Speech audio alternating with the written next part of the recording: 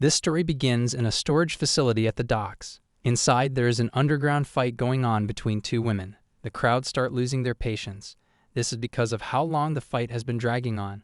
One of the fighters, named Kawakita Itsuki, tries her hardest, throwing punch after punch, but still is unable to do any damage. Her opponent, Tenma Nozomi, seems to have mistaken this street fight for an MMA fight. Instead of throwing punches like a madman, she uses grappling techniques to slowly wear out her opponent. Out of nowhere, it finally happens. Someone taps out. However, to everyone's surprise, it's Itsuki. Angry shouts fill the warehouse. The crowd wanted to see a blood and guts all-out brawl, but what they got instead was a technical grappling match. As soon as the fight is over, both fighters are told by the promoter, Mark Imiyama, that they are fired. Nozomi is left surprised. Itsuki, on the other hand, bursts out in anger and leaves the office after giving him the middle finger. Nozomi wants to know why she is being fired even though she won the fight. The answer is obvious. Her technical style of fighting simply isn't fun to watch. Hearing this, Nozomi is unable to control her anger and goes off on the promoter. However, her 3-for-3 winning streaks means nothing to Mark if she keeps dragging her fights on and on. Today's fight was no exception as it dragged on for 40 minutes, despite being just an opening brawl. After they have calmed down a bit, Mark asks her a question: why are lightweight and women fights less popular in the fighting scene? Nozomi correctly answers that it's because there are less knockouts. The audience wants a flashy fight, which is why the heavyweight division is more popular. This is especially true for these underground fights. Since this is a bottom-of-the-barrel organization, they don't really get customers with refined taste. All these people want to see are some teeth flying around. Once again, Mark reminds her that her fights don't have that touch of arrows. Nozomi's skill set is that of a public pro fighter, not an underground brawler. With that said, Mark once again tells her to pack up her things and leave. Here's a question. What do you do when you are an unemployed 27-year-old? Well, you blow all your money in a bar, of course. Nozomi decides to hang out with her friends to celebrate her newfound freedom. That's a nice way of putting it. Saying her situation is bad would be an understatement. She is basically a homeless at this point. Her friends, on the other hand, are the complete opposite. Mitani Hana is the head of the Jinguji family, and Aori Ichika is a cop in the juvenile division. Ichika offers to destroy that underground org for her as revenge. However, bringing underground means they don't have any permanent fighting arena. More importantly, Nozomi reminds her that she is supposed to be a cop who upholds the law. I guess the law is put on hold when your two friends are a Yakuza member and an illegal underground fighter. Nozomi has been friends with Ichika ever since they were in elementary school. Ichika used to be a detective in the anti-organized crime unit. At first, she tried to keep her mouth shut in this men's world and let her results speak for themselves. However, her way of doing things, let's just say, was a bit extreme. Eventually, she ended up butting heads with her boss and beaten half to death. This got her moved to the juvenile division. Mitani Hana, on the other hand, is now the head of an independent Yakuza group. They became friends when she transferred to their school in middle school. In her first year after graduation, while she was working as a hostess, the former boss passed away and she was basically forced to take over one of the weakest families among the Yakuza. Naturally, there is no unification in her gang and the members are slowly leaving. All she can do is earn a few bucks here and there among the big players. Things were a bit easier for them when Chika was still a detective. At least then they could misuse some of her privileges as a cop. Finally, we have the third member of the group, the MC Tenma Nozomi. The three friends used to go to a martial arts gym near their school. At first, it was just a hobby to exercise and lose a few pounds. Eventually, as with any gym group, everyone quit other than Nozomi. She kept at it and eventually found herself fighting professionally for a decent-sized org. Just when she was on the brink of being drafted by a major org, her career suddenly ended with an eye injury. However, she didn't want to let go of her passion for martial arts, and so she started doing these underground gigs. And that's how we get to our current situation. A broke Yakuza, a jobless bum, and a dirty cop. This is the group of losers that are at the center of this story. After leaving the bar, Hannah tries to quote-unquote help her friend in her time of need. She offers her a part-time job where she just has to carry a suitcase from one place to another. Luckily, Nozomi isn't that stupid. She then tries to offer her another job at her associated shop, which is another of asking someone to be a hostess.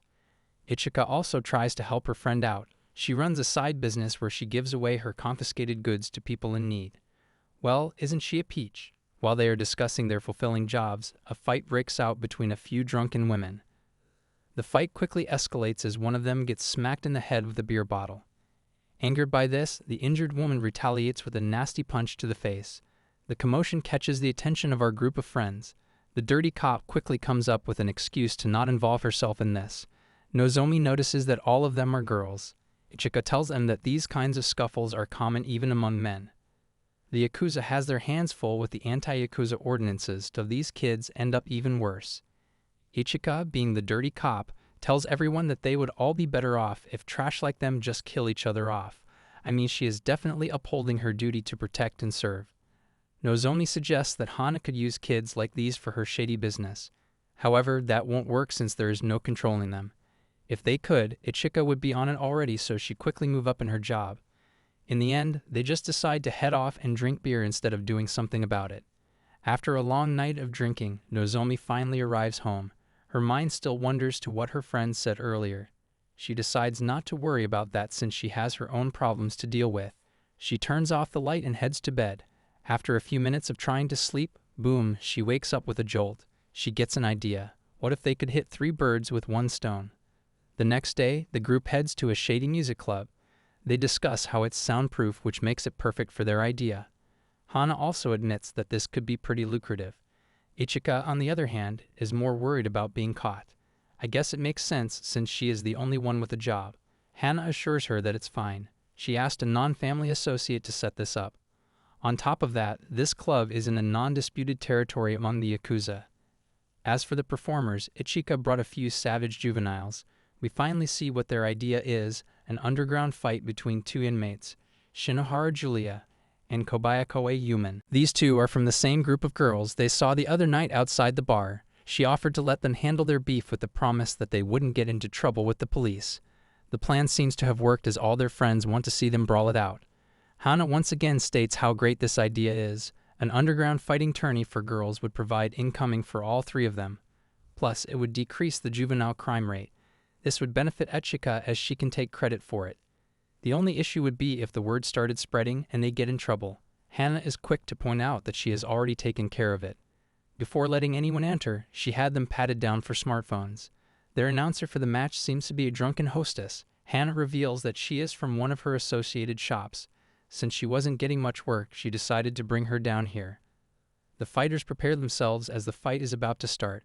As soon as the announcer starts the fight, it's instantly an all-out brawl.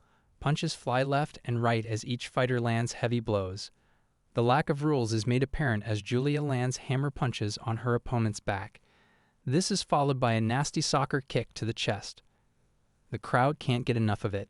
Even after her opponent is out cold, Julia continues her assault. The announcer finally steps in to stop the fight and Julia is declared the winner. Both Ichika and Hana become excited to see how much the crowd is loving it. However, something just doesn't sit right with Nozomi. The fights continue with the same intensity. It included everything from stomping, football tackles, and even choking. The day's show ended with loud cheers from the crowd. After the fights, the group goes back to their favorite restaurant, Best Chinese, to discuss their success. They made a good amount of money even after dividing it 3 ways. To top it off, there is nothing about it on social media. To solidify it, Ichika even threatened everyone to keep their mouths shut. Hana points out that they can make it a regular thing. However, to their surprise, Nozomi tells them that they can't. She points out that people will soon start to get bored if they keep repeating it. The crowd was excited because this was the first time they saw something like this. However, this is no different from the other bottom-of-the-barrel underground org that Nozomi used to fight for. There was no technique, just wild flailing. The intensity made up for it, but that won't work forever. There is the crowd as well. They were friends of the fighters, but they had nothing to bet. To make it a viable business, they need people with fat pockets to bet on their fighters, which means Nozomi wants to turn this into an underground fighting org. She explains that they have a chance to make something of this, and she just doesn't want to let it slip. Hana suddenly comes up with an idea to attract more customers, which is to include adult entertainment. They could have the fighters dress up in cute uniforms and staff with pretty girls. Nozomi is totally on board and decides to leave it to Hana to make it happen. Apart from attracting customers, they still have a few more problems. They need charismatic fighters who can attract a lot of people. However, this problem won't be so easy to solve. Ichika has no shortage of delinquents, but that's all she has. Just like before with Nozomi, Ichika has that sudden jolt. she realizes that she does have one unbelievably dangerous candidate. The next day, the three of them head to a girls' school. It's called Koyo Girls Academy. It's one of those fancy schools for rich kids. Hana is having a hard time believing that their dangerous fighter would be here. Nozomi points out that Ichika still hasn't told them anything about this girl. Surprisingly, Ichika tells them that they won't believe her even if she did. After a while of waiting, she points towards a girl in the crowd. Ichika's description of her is in total contrast to her appearance. Her name is Hongo Hina, and she is supposed to be the deadliest girl in Japan. Looking at her, would you actually believe that? As expected, the other two don't believe her either. To explain what she means, Ichika asks them if they have ever heard of a group called Army of God. It's a radical religious group. She decides to reveal some inside information. 3 years ago, this group was making biological weapons to carry out terrorist activities. They even had a coup d'etat planned. Just before they could carry out their plans, their supreme leader, Takahashi Chogen, died unexpectedly. Without a leader, the group fell into chaos and got torn apart because of internal struggles. Back then, Hongo Hina was 14 and known as Takahashi Hina. That's right, she is the daughter of the group's former leader. She got adopted by some rich parents and is acting like a pretty little princess. Nozomi wonders if this means she was involved with the group as well. However, Ichika once again reminds them that the group fell with the leader's death. Now the public safety department is keeping an eye on everyone who had even the slightest connection with that group. Ichika reveals more information about the group's members. They told the whole bringing the government down thing very serious. They even had a special force unit on par with the army. All their members were trained to fight at pro level. Plus, they lived and breathed training with firearms. Not unlike the other members, Hina too was subjected to this intense training. These special unit members are priority surveillance targets for the police, so naturally it includes Hina as well, or rather it included Hina. One day, out of nowhere, an order came from the top to discontinue Hina's surveillance. Naive Nozomi believes that it's because they figured out that she had no involvement. After all, she is a minor. Ichika reveals that a former member gave a testimony. In it, he revealed that their supreme leader only started calling for armed action after adopting Hina, which means the true mastermind was Hina all along. Although this is all speculation, but when you combine it with the sudden end of the surveillance, it does paint a picture. Before Ichika could continue, Nozomi suddenly gets out of the can to check out her new potential fighter. Nozomi makes no effort to hide her past and directly challenges her to a fight. Hina also doesn't try to hide her true personality and warns her that she might get killed. At first, Hina wonders if she is from the public safety department. However, it doesn't matter to her either way. She steps forward, asking her if she is ready to die. Without wasting time, Nozomi hops forward and tries to kick her on her leg. However, the only thing she makes contact with is air. Out of nowhere, Nozomi gets kicked in the face. Luckily for her, Nozomi somehow managed to block. However, the kick was so hard that it tore her jacket. Not only that, but she has also lost all sensation in her arm. Nozomi finally realizes what happened. Hina not only dodged her low kick, but she also used the momentum to land a spinning roundhouse. Nozomi starts to freak out, now that she knows what kind of monster she is facing. Unfortunately for her, Hina has taken a liking to her and wants to keep playing. Before the bloodbath could begin, Ichika quickly knocks her out with a taser. They place Hina in their van and take her to an abandoned building. There, Nozomi bandages her injured arm and makes sure that it's not broken. Hana starts to get worried about how they have dug themselves deeper into this mess. Finally, Hina wakes up. She taunts the group, telling them that they can't be from public safety since they would have done a better job tying her up. While Ichika tells her to shut up, they don't realize that Hina has already started messing around with her handcuffs trying to break free. To everyone's surprise, Hina suddenly stands up and announces that they must be from the police. She came to this conclusion after noticing the aluminum handcuff. Not only that, but she also figured out that there are 3 of them based on the sounds of the footsteps. Ichika, still maintaining her composure unlike the others, tells her to shut up. She tries to play the part of a bad cop and threatens to arrest her for assault. But Hina isn't fazed and correctly points out that she was acting in self-defense. Being the dirty cop she is, Ichika tells her that it's her words against Hina's. Obviously, people would believe the words of a cop over a former terrorist. While trying to scare her, Ichika tells her that she better do as they say because her life is in their hands. Hearing this, the monster within awakens. With a creepy smile, she warns the group that it's completely the other way around. Hearing this sends a cold chill down their spines. Ichika suddenly remembers something. The chemical weapons the cult had developed were stored in their facility. When the cult fell, all these weapons were disposed of. However, the officers in the department tell a different story. Before they all could be disposed of, some of the weapons were taken from the facility. If this is the case, it would make sense why the public safety suddenly took surveillance off of Hina. Meanwhile, Hana starts panicking more and more. Hina starts fidgeting around as if she is thinking about something. All of a sudden, her personality shifts to a complete 180, and she cheerfully asks them if there is something they would like her to do in exchange for letting her go. The three of them are left surprised to hear this. She is especially interested in Nozomi since she managed to block her kick. This was the first time in her life she wasn't able to eliminate someone when she wanted to. While she is speaking, she gets up again and starts messing around with her cuffs. A few moments later, she is completely free. Hana instantly becomes scared. Upon a closer look, they realize that she dislocated her thumb to escape. Without much difficulty, she snaps her arm and whips her thumb back into place.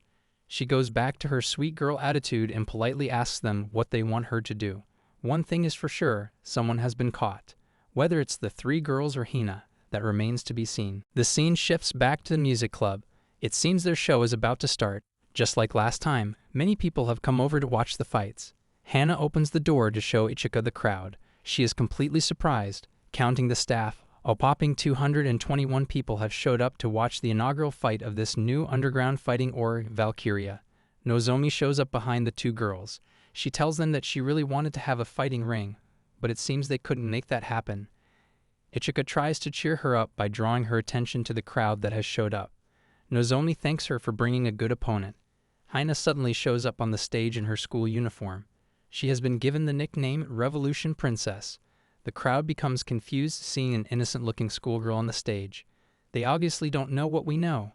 It would seem that the uniform wasn't part of the plan, and neither was the nickname, as even Ichika becomes confused about what she is talking about. Hina's opponent for this match is a girl named Momos Mihina. Nozomi realizes how her build is similar to Hina's. Mihina is no stranger to fighting. She was a top 16 judo contender in Tokyo tourneys. She also enrolled in Rokushin Kaikan, making her way to first dan. Both fighters get ready as the referee prepares to start the match. Since this is an official underground match, it also has betting. Nozomi had coupons made for 1,000, 5,000, and 10,000 yen. They are named V-bills. It would seem that Hina is already a 1-to-3 betting favorite. Apart from just being used to place bets, V-bills have other uses as well. You can take them to approved secondhand shops to sell them for a price. Most importantly, if they are ever caught by the police, they wouldn't amount to much as evidence. Meanwhile, the match is about to start. Both fighters are of similar weight and height. However, Hina is slightly on the smaller side. As soon as the fight starts, Hina lands a nasty sucker punch straight to the gut. Everyone is left amazed. Mihina instantly falls to the ground, writhing in pain.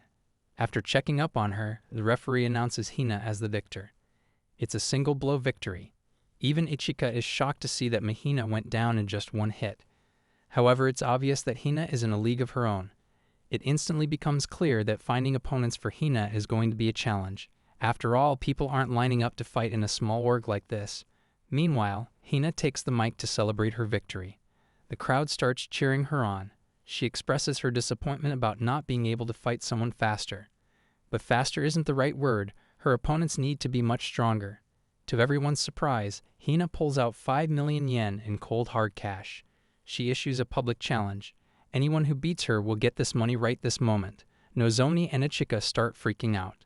But Hana realizes how great of an opportunity this is. Not even the big underground fighting orgs offer this amount of cash to the audience. This would surely result in some great fighters appearing to fight.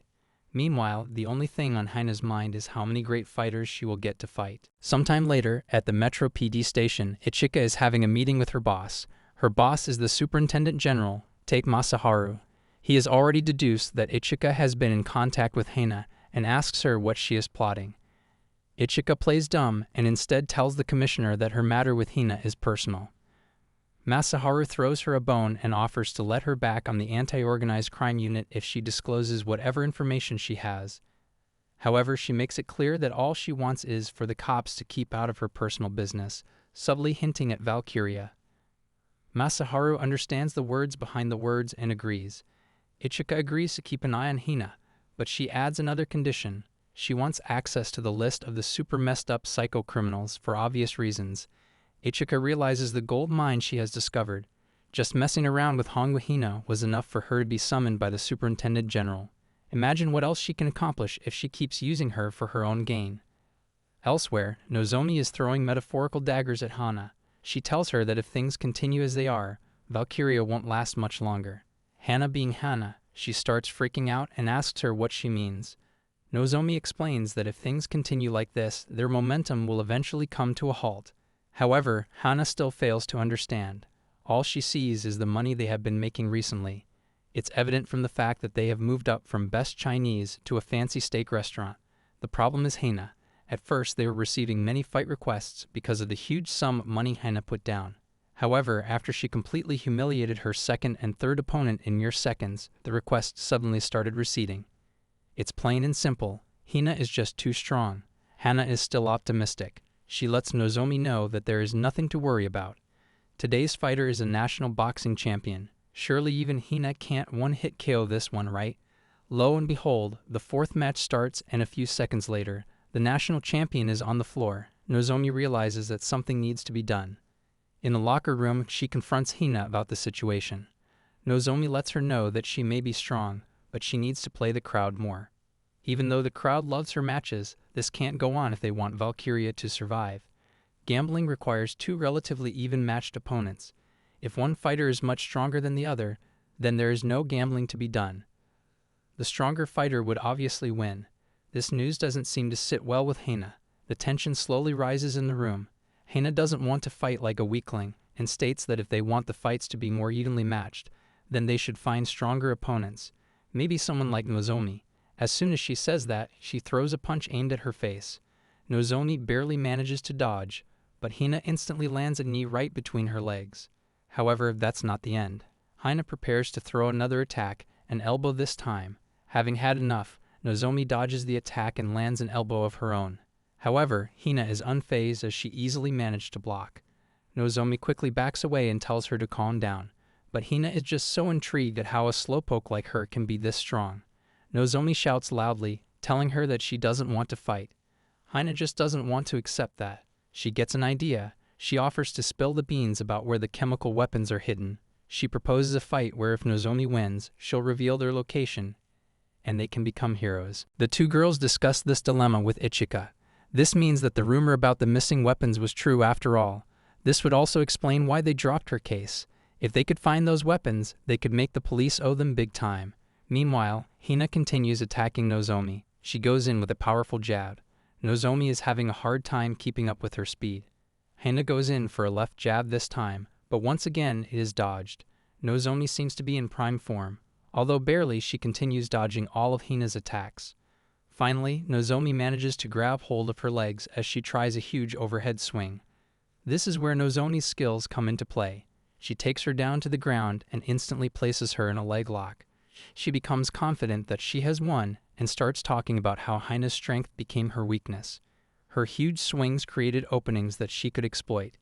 Even Hana seems to think that she has won. She starts talking about how there is a gap when it comes to their experience as fighters. However, this fight is far from over. Using her raw strength, she lifts Nozomi off the ground. A creepy smile appears on her face as she relishes the thought of fighting Nozomi in a real match. Hana once again asks her to be her opponent.